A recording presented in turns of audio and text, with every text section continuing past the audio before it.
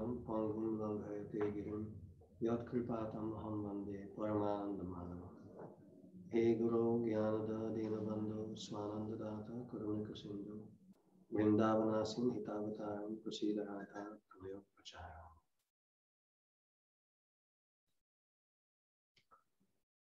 So we are very happy to be here today again, meeting on the issues and topics of the Bhagavatam, which is the most precious holy scripture for us. One of the major sources of spiritual information. Hariból, mi téged hallunk, de Gurudevet nem halljuk. Devotional tradition. So akkor téged hallunk, jó. Today we have to discuss the eighth topic of the Bhagavatam. We know that it is in general there are 10 main topics of the Mahapuranas. So today we take the eighth topic, and this is a very sad story. It's a very sad topic, very serious topic. It's called NIRODHA. NIRODHA is the involution, or we can easily say that this is the withdrawal of the manifest energies that play the role in the creation, in the beautiful game of life. And it is very interesting that a kind of this topic is like an accomplishment, like a close-up of something. Yet this is on the position of the 8, and 8 is a very special number. Actually, 8 means a new life. 8 means a higher octave of something. So very strange that a kind of new life at beginning and the closing of something like an end meets today for this discussion. Sometimes in the spiritual and metaphysical topics, it is difficult to decide whether something is a beginning or an end, something is favorable or unfavorable, because from a more distant perspective, even the things that we don't understand for the first sight, by the time, by the proper distance, we shall understand them, we shall see them properly. So Nirodha is such a topic. The exact definition, according to the Bhagavatam itself, says, Nirodha is the withdrawal of the energies used and applied in creation into the body of Karana Vishnu. So we know that the divine potency, the divine energy is emanated in the form of the creation. And this emanated energy, when it is withdrawn, that is drawn back to the body of Vishnu, this is the Nirodha. From that point of view, there is nothing wrong with Nirodha. If something has started, it should end. And if something ends, it invites a new beginning as well.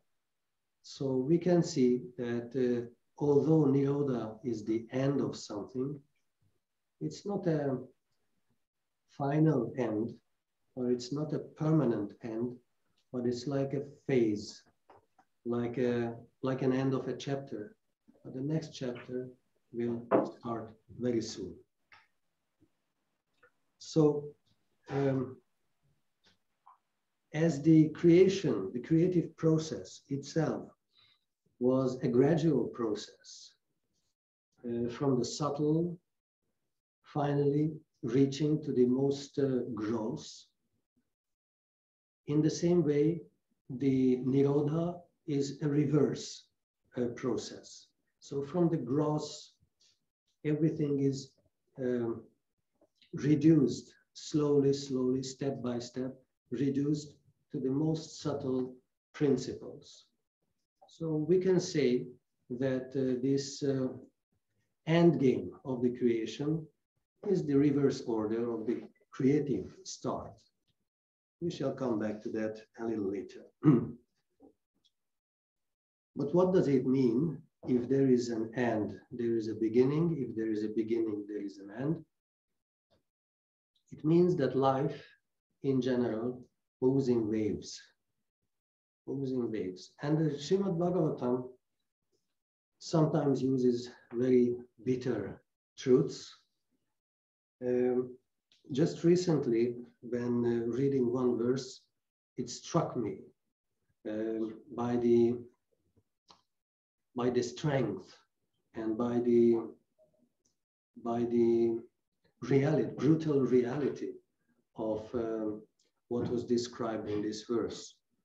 Because it said that just like the waves of the ocean bring a few particles of dust together, I mean, this sand, pieces of sand together for some time, and then the next wave will eternally separate them.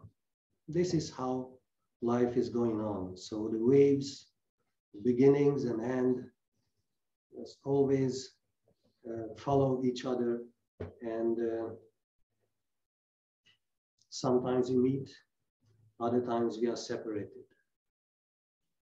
Therefore, as spiritual persons, as devotees, we have to appreciate very highly the chance and the gift of meeting.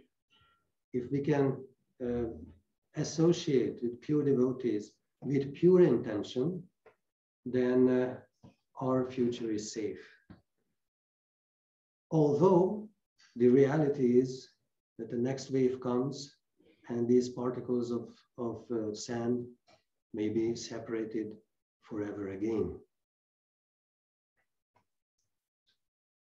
So this manifest, unmanifest states of the word, or if we apply the principle, the meeting and separation, we all know that it happens in waves. When we meet, most probably it will finish. And when we are separated, hopefully that will also be finished someday. And but this happens only if you reach the spiritual platform, when there is the Nirodha as a principle, as a painful principle, doesn't really exist. So if we say that the creation process is like an emanation, ancient philosophers also came close to this idea that from the original source, everything is gradually emanated, and the most distant state from this original source is the most abandoned place. It's like the most material state of consciousness. But even that is useful as a start of return. So everything starts from the origin, from the source, and the most separated position, it's a long path, of course, but the most separated position is the start of the journey back home, back to the source. Of course, for them, this is, the ancient philosophers, this was only a philosophical teaching. For us, this is something that reminds us of our dear Krishna, and we shall come to that a little later. But what does the dictionary says about Nirodha. There are 10 different meanings, and maybe I don't mention all the 10, but practically all the different meanings are connected to something that is finished, maybe sometimes a little violent, or the end of something, just to give you a few ideas. Imprisonment, or control, check, and suppression, or obstacles, injury or punishment, total annihilation, disappointment. But one positive, suppression of pain. So you see, it's a bitter expression, has some dark meaning. Nevertheless, if we try to analyze a few of these dictionary meanings, I had chosen a few of them. Let's stop there for a while. One meaning is shutting in. So to shut something, to condense something inside something. So what is shut in? So in that sense, Nirodha will help us to understand that this manifested energy that provides the life of the universe and all the ingredients of this creation will return to Lord Vishnu. So shut in means all this energy is withdrawn back to his body, as we understand from the scriptures. In his abdomen, all these manifest energies return.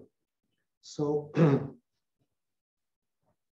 incorporated into Vishnu's body. And then it is preserved. So therefore it is shut under this protection, a kind of protection. Another meaning is the loss of something. So what happens when all these energies are withdrawn? The manifest variety is lost. The beauty of variety is lost. And yeah, I can tell you this is quite a loss, because even this created material world is a beautiful one. So all the variety speaks about the one true unity of the divine principle.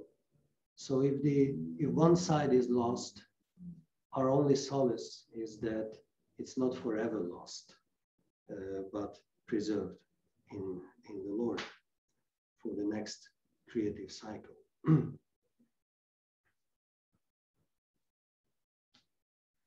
So the next expression is obstruction.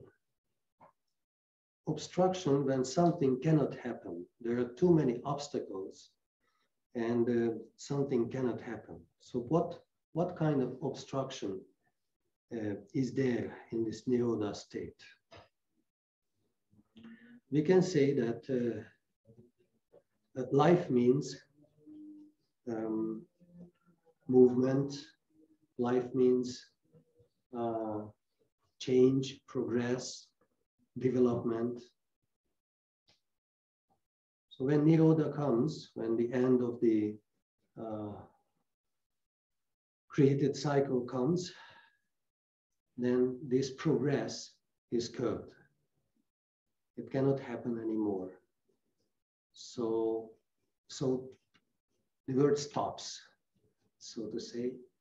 And also there is another curbing effect, another this obstruction effect, because not only the manifest energy starts to develop further, but also the jivas who live under this principle, they are also blocked, stopped to act according to their karma anymore. So we can say the objective blockage is there for the environment, the universe, and the subjective blockage is there for the living beings.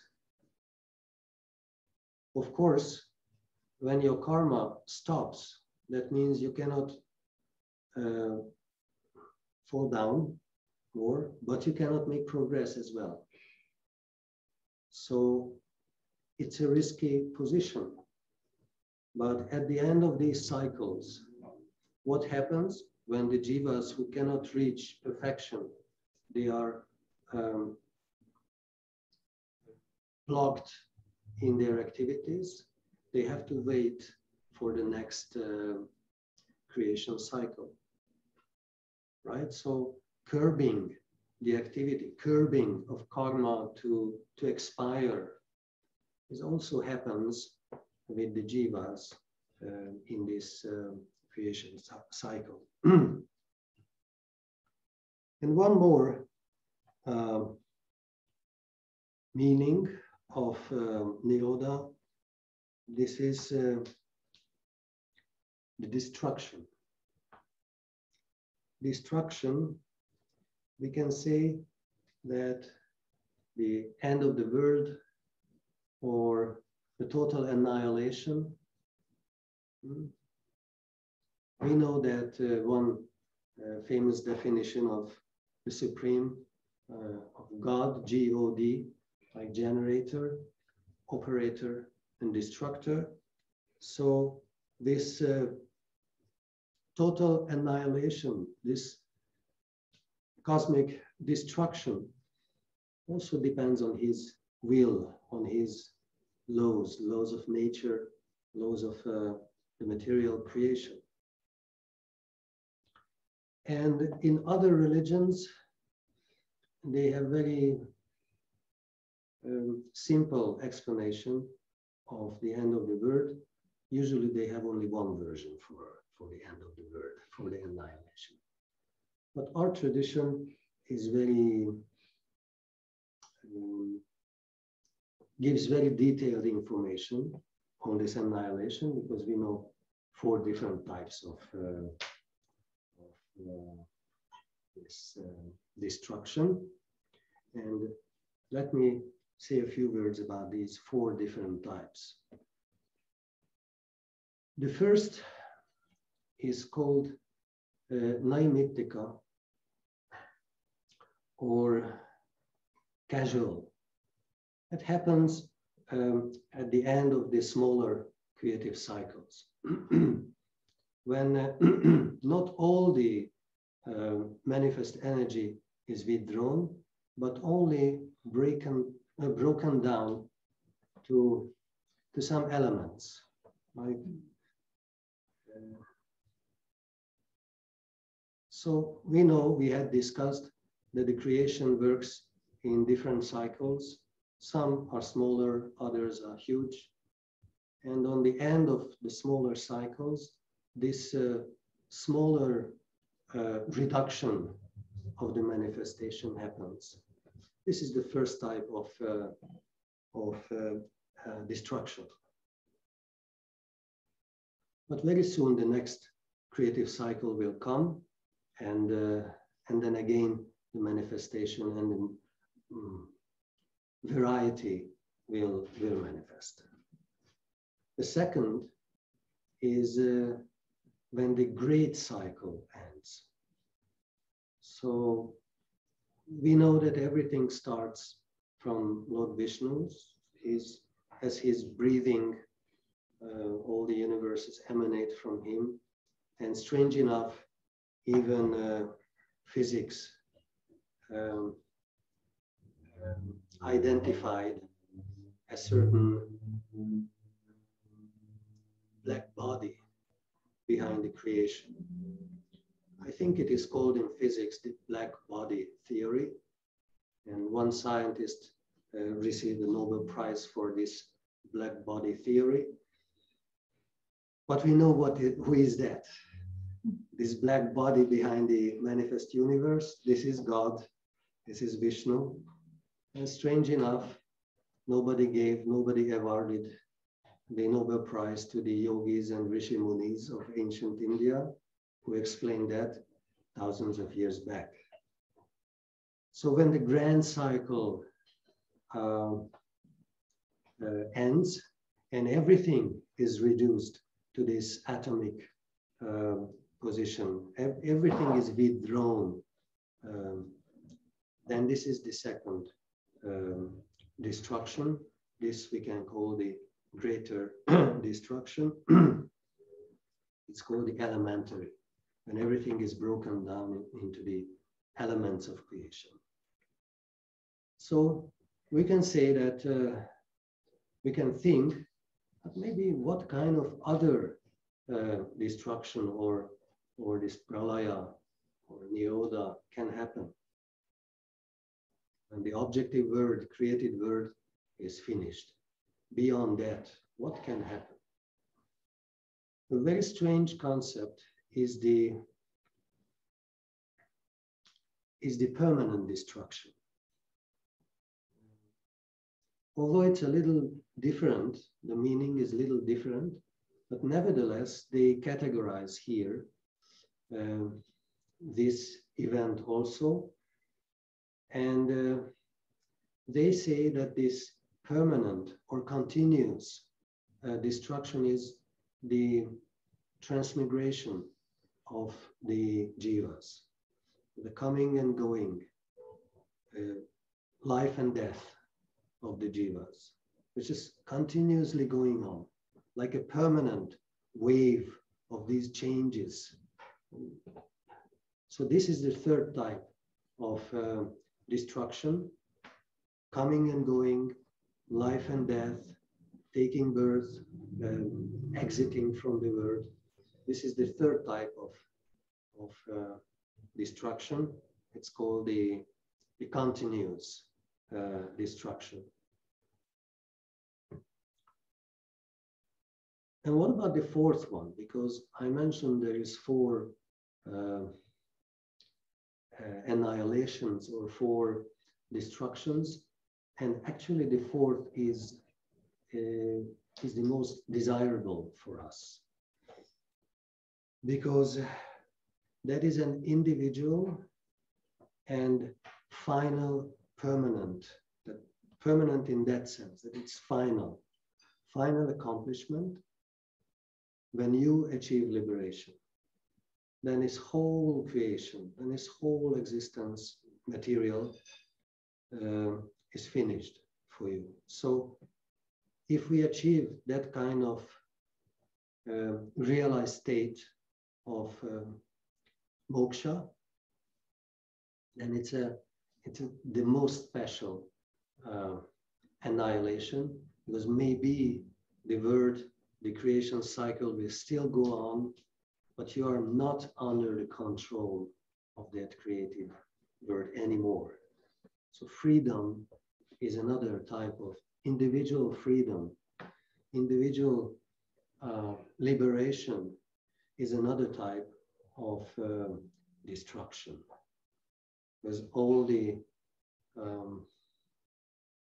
labyrinth of life is just destructed for you, and you are free. You are a free bird.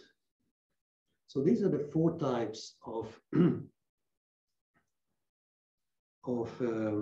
annihilation or destruction given in the Bhagavata Purana.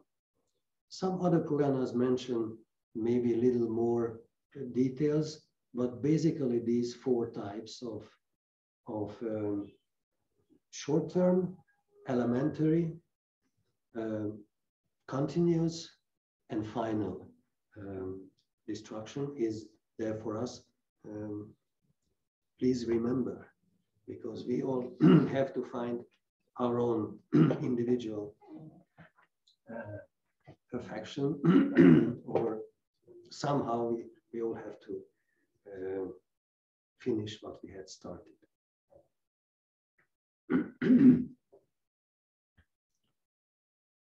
But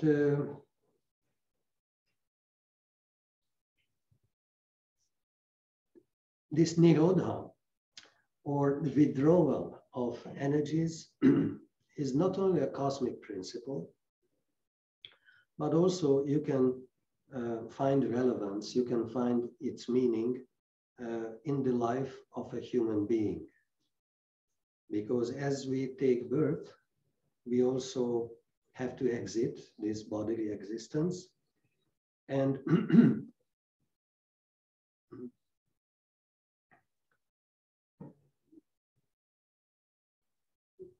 the creation or taking birth was like an evolution process, and this Nirodha is like an involution process. So in the beginning, when you start your life, slowly, more and more capacities will manifest. But at the end of our life, more and more capacities we lose. And you can have a very good demo version of these final moments when you are a little sick. Because then you will feel that, oh, the movements of my leg are curbed, I don't want to move. Or the action of my arms are also curbed because I cannot move my finger. Or then also certain bodily functions are suspended. Like you cannot speak, you cannot think, you stop eating. It's very hard to breathe. You see, so this is what happens, that all the general practices of life, action, thinking, eating, etc., are reduced. One is reduced to the core in a sequence, in a progressive sequence. And the Bhagavatam describes that very precisely. So let me quote from the 7th canto, where it says,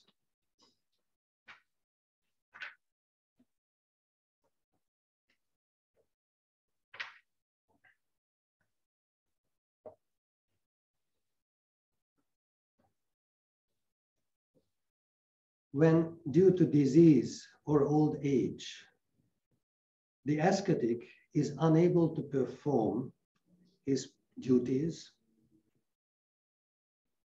then, of course, what is the duty of an ascetic? To practice spiritually, study the Vedas, progress. So when he cannot do this, he should practice fasting, not taking any food. Then he should properly place the fire element in his own self, and in this way give up the bodily affinity. One should gradually merge the material body into the 5 elements: the earth, the water, the fire, air, and sky. There is a very detailed description in the next verses. I don't want to go too much into these details, but if somebody wants to check, this is in the 7th canto, a 12th chapter, starting from the 25th verse. So please check it up, because it's very interesting how everything that we have is suggested to be offered back to its source. So if you have capacity of speech, then you offer it to its divinity. If you have the capacity of thinking, then offer it back as a product of mind, offer it back to its source, to its divinity, etc., etc. Whatever we have, bodily functions, we can make it as a sacrifice. So in that sense, if a yogi prepares to leave the body, for him also, this is a gradual and intentional process. So in general, for people, this is not intentional because they are forced by nature to follow this path. But for a yogi or a bhakta, this is an intentional process. We know that everything should return where it is taken from. So what happens? What does it mean that the sense objects are merged into the sense organs or the sensual functions? What does it mean? Difficult to understand, difficult to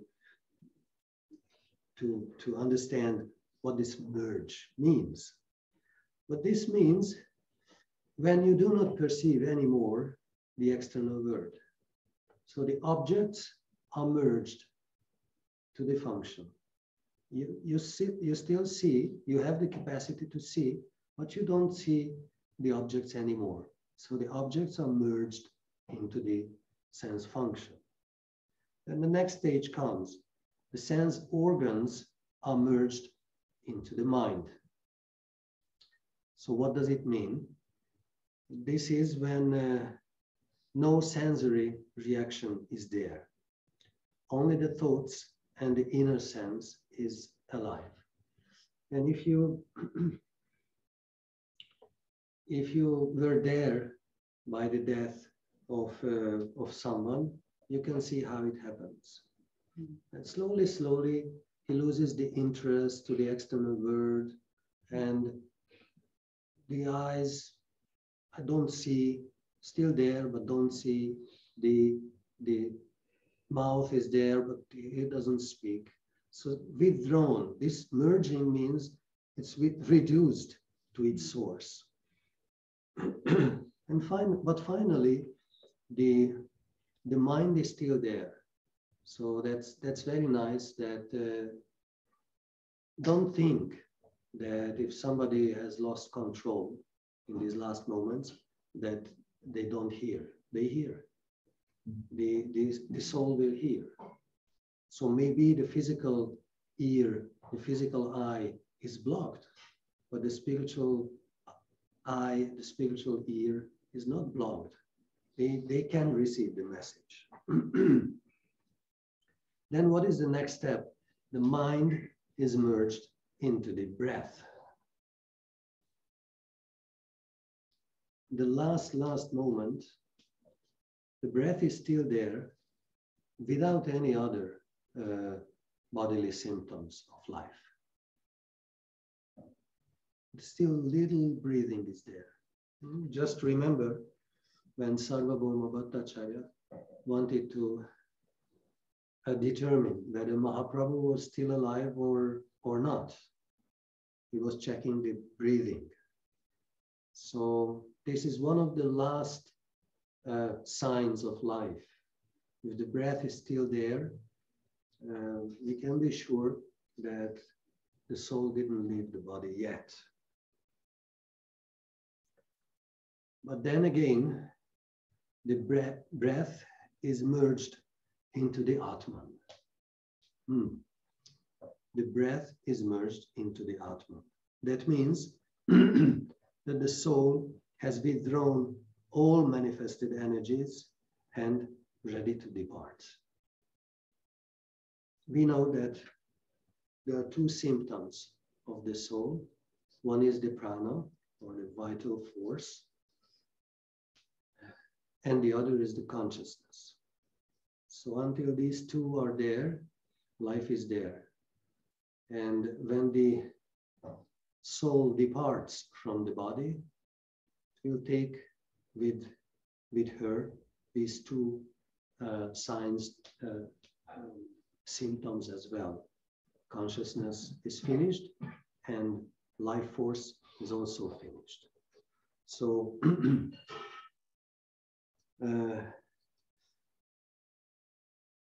what is the ultimate stage? When Atman returns to Paramatman, leaves the body, and Atman returns to Paramatman. That means the soul leaves the body and joins its source. You find your way back home, back to Godhead. But sometimes we can observe, and not sometimes, every time we can observe that even if a body is declared dead, some bodily functions are still going on, like growing the hair, etc. So how is that possible? If the principle of life, the soul, has departed, how is that a dead body still functions to a very small, very limited proportion? Here, the scriptures declare that the soul will take the prime prana, the main prana, but some subtle minor prana functions will stay for a longer time, even in the dead body. And all these changes and functions that are still going on happens due to the presence of these secondary or minor pranas. So this is a very interesting topic. And when the final withdrawal happens, then actually this is either the cremation to have it more quick, or the decomposition of the body. It's not a happy topic, but nevertheless, it's good to understand how it works, how it functions.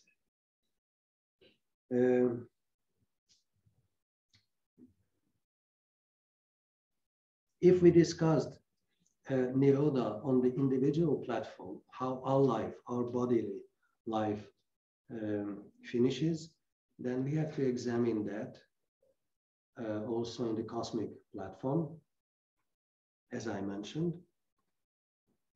So this is the opposite sequence of the creative process. And first, the grossest, the most gross part of the created world is disturbed, because this is the end of the creative process. So the cosmic destruction starts on that most dense, most gross platform. Irregularities happen, or the elements are not peaceful anymore. Also, the Bhagavata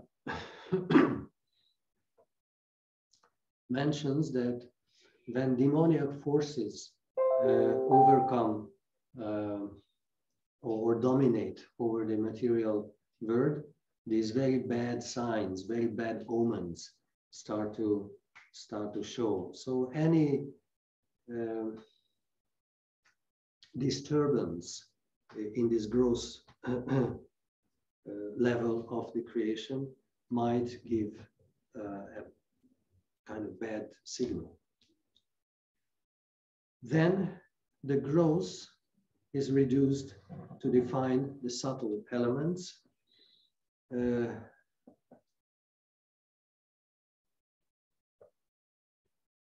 So as we discussed, the creation means that from the subtle comes the gross.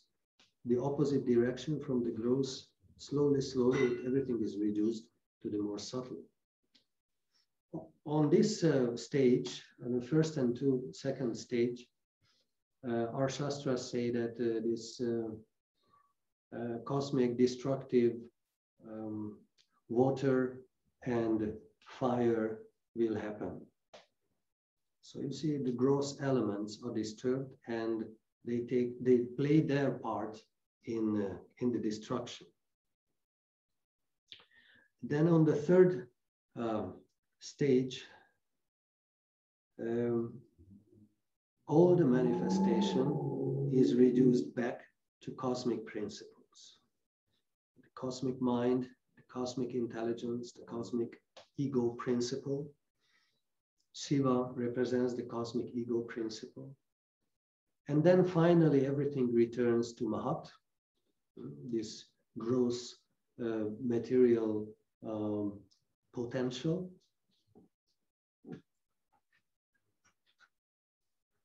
And there is only one more step beyond that, and this is the primordial state of Prakriti, the Mula Prakriti state, or this pre-ancient, let's say, pre-ancient state of creation. And the material energy as a whole remains. So we can say that this withdrawal of the manifestation is finally reaching an omega point.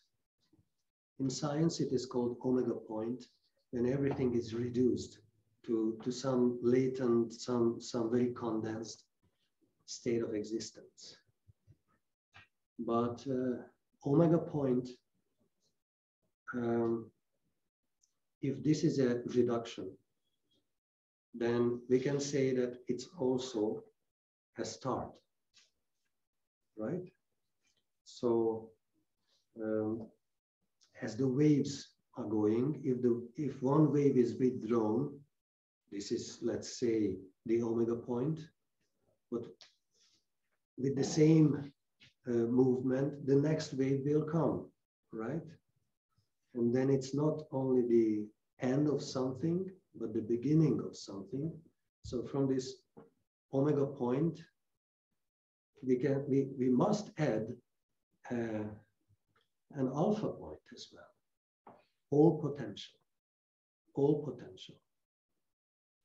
So, and on these very ultimate stages of existence, these extremes come very close to each other.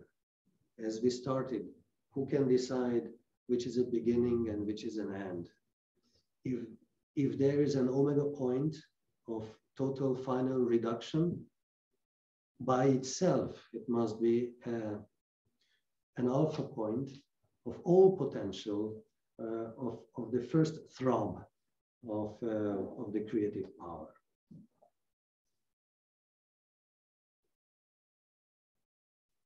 Even Lord Jesus said, I am the Alpha and Omega. So if we have the eye, if we have the understanding, then we can see properly what is what.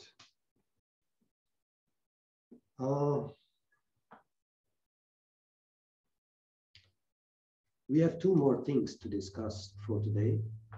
One is the fight of the senses.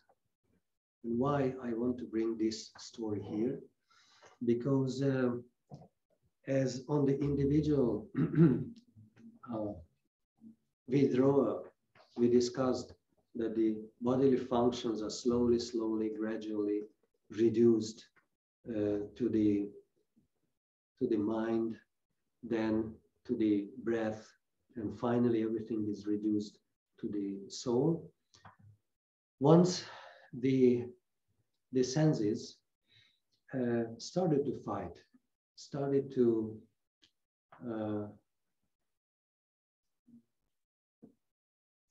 fight between each other, who is the most important?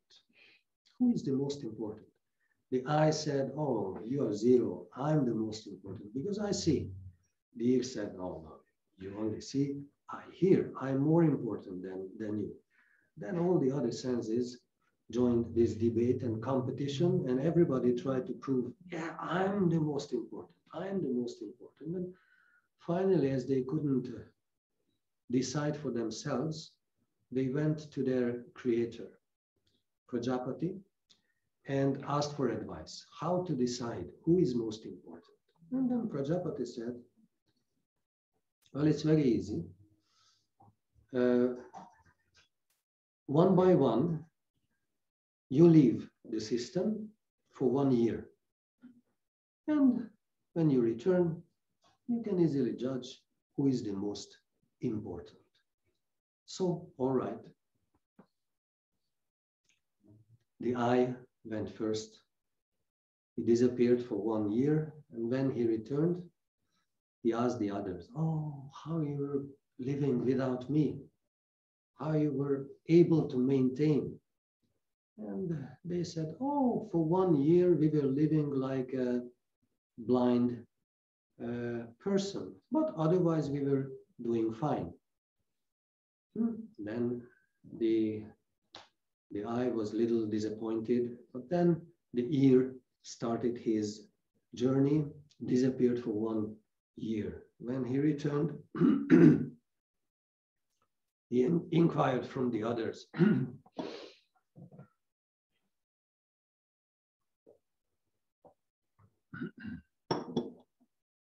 Inquired from the others, so how you were living during this 1 year without me? I said, oh, quite well. We were living like a deaf person, but otherwise we were getting along without hearing. So then the smell, the taste, gone, the touch. Again, the same story repeated. We were getting along, but missing you, but it was not final. This was not crucial. But then finally, the breath started to go. And it was so important, the presence of the breath, that automatically when it started to exit from the body, all the other functions were like a magnet. They were following, attached to the breath. And all of a sudden, all the other senses declared, oh, you are the most important. Without you, we cannot maintain ourselves.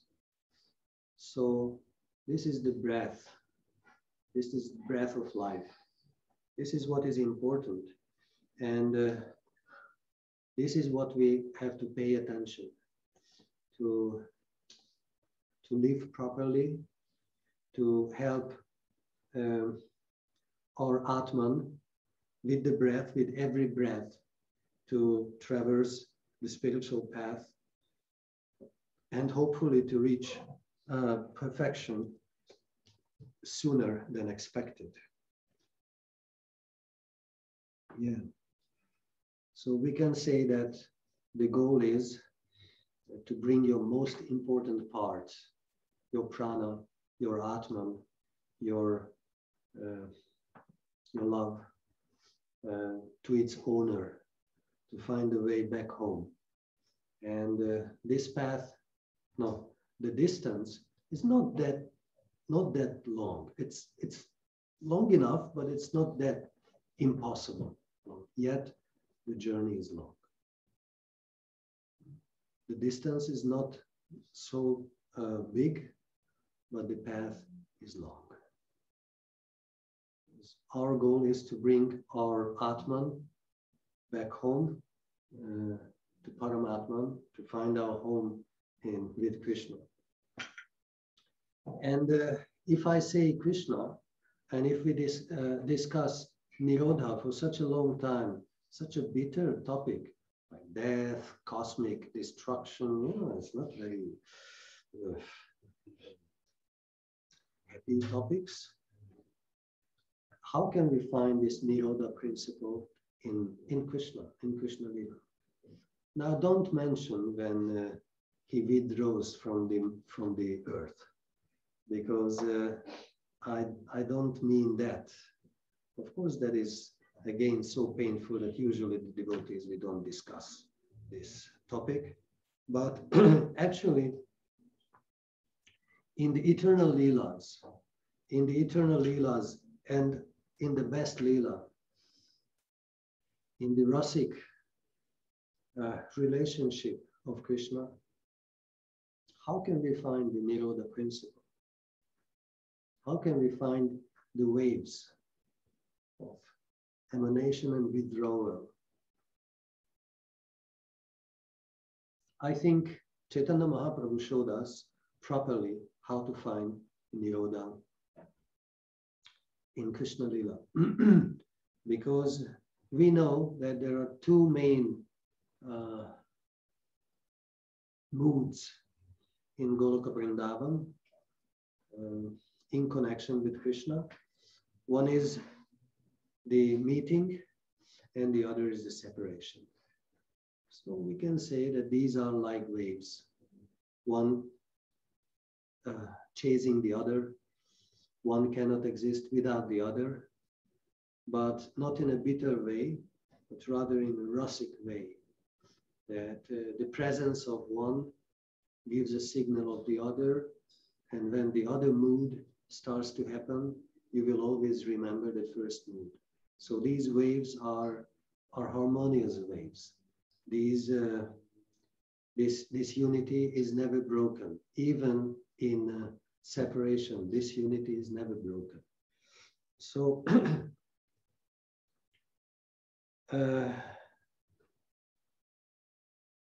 Milan, meeting and enjoying the company, we can say that this is an euphoria. This is an ecstatic state of existence. And Rupa Goswami nevertheless says that this drop of bitterness is always there, even in the happiness of meeting, because the very insignificant fear of possible separation is there. So I think it's a very subtle element of our spiritual culture. But separation, we can say that in the eternal Leelas, separation is Nirodha, or Nirodha is separation. But why? Please remember the different meanings of Nirodha that we discussed. One was closing in, to capture something inside, to close up something. So what happens in separation? In separation, Krishna looks like he disappears, he escapes you.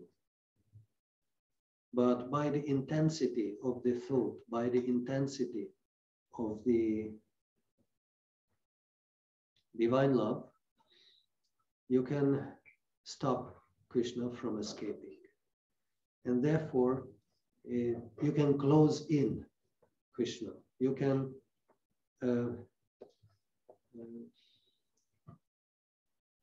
put him into the jail of your loving heart. So in that sense, Nirodha or separation in Krishna Lila means that the gopis can close up Krishna deep in the prison of the loving heart. I think that's a little more promising version of Nirodha, version of curbing something, somebody. If our dedication, if our commitment is so strong that Krishna cannot escape, that he cannot hide anymore from you, then you are back to Vrindavan. Then you have the feeling of the gopis, because Krishna can never escape from the deep prison of a loving heart. So thank you so much for your attention on this difficult topic, Nirodha. And don't worry, in the Chaitanya Charitamritam, we had from the Chaitanya Charitamritam, we had understood that if a whole universe is lost, it's compared to a loss of one mustard seed from a huge bag of mustard seed. So we might think that this Nirodha is very painful, but if you have a broader vision, this will be insignificant. So be blessed, and please go on with your spiritual efforts. In the hard times, even small little services are very much appreciated. Be blessed and keep on going, grow in devotion.